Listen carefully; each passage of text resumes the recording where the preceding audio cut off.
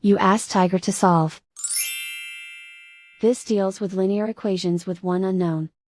The final result is n equals -7/2. Let's solve it step by step. Simplify the expression. Simplify the arithmetic. Group all constants on the right side of the equation. Add 21 to both sides.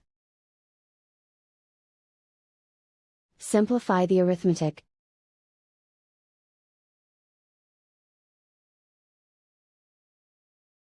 Isolate the n.